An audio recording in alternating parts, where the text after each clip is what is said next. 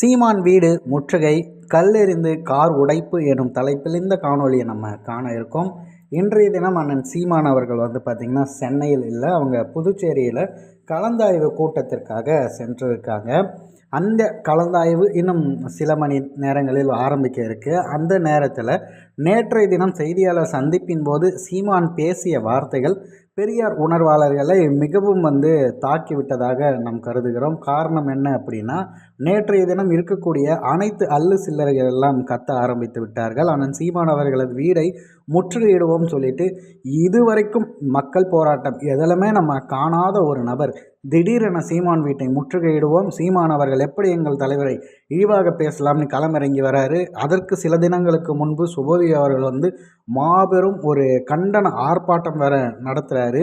இதற்கெல்லாம் காவல்துறை எப்பொழுதும் அனுமதி கொடுக்கிறது. இன்னும் கூடுதலாக சொல்ல போனால் இன்றைய தினம் அண்ணன் சீமான் அவர்களது வீடு முற்றுகையினோன்னு ஒரு சில தப்பிகள் மட்டும் அங்கே வருவதற்காக அவங்க வந்துட்டு இருந்திருக்காங்க. அப்போ நாம் தமிழர் கட்சி சார்ந்த ஒரு வாகனம் செல்வம், அவர் யார் என்று யாருக்கும் தெரியாது, அந்த கட்சியின் ஒரு ஆதரவாளராக இருக்கலாம். அவர் பார்த்திங்கன்னா கார் எடுத்துகிட்டு அந்த வழி பக்கம் போகிறாருன்னு தெரியும் போது உடனே கல்லெறிந்து அந்த கார் கண்ணாடியை உடைத்திருக்காங்க சில குறிப்பிட்ட நபர்கள். அதுவும் மொத்தமாகவே கணக்கு பண்ணி பார்த்தா 12 பேர் கூட இல்லை போல். எப்படி பார்த்தாலும் எந்த ஆங்கிளில் வேணால் அந்த செய்தியாளர்கள் காட்டும்போது அங்கே குறிப்பிட்டு காட்டப்படுகிற ஆட்கள் அவ்வளவு பேரே இல்லை. ஆனால் அவர்களை பார்த்திங்கன்னா கைது செய்து கூட்டு போவது இல்லாமல், இல்லை அடக்கி வைப்பது இல்லாமல், கார் கண்ணாடியை உடைக்க எனக்கு என்னவோ அவர்களே பார்த்திங்கன்னா விட்டு கொடுத்த போல தான் நமக்கு அது தோணுது.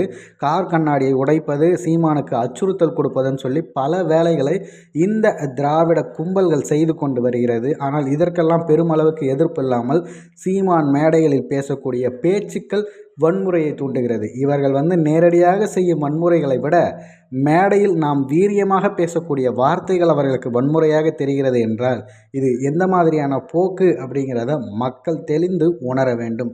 தமிழ் தேசியம் வளர தொடங்கிவிட்டது என்பதற்கு இது ஒரு மிகப்பெரிய சான்று. சீமான் இல்லாத போது இங்கு போராட்டம் செய்யணும், ஆர்ப்பாட்டம் செய்யணும் என்ற ஒரு எண்ணம் தோன்றுகிறது. சீமான் அவர்களை நேரடியாக எதிர்ப்பதற்கு கருத்தியலாக இல்லை என்று கல்கொண்டு எறிவது என்பதுதான் அவர்களின் வீழ்ச்சிக்கான காரணமாக பார்க்கப்படுகிறது. திராவிடம் முடிந்தது, தமிழ் தேசியம் வளர்கிறது என்பதற்கு இது சிறந்த உதாரணமாக பார்க்கப்படுகிறது.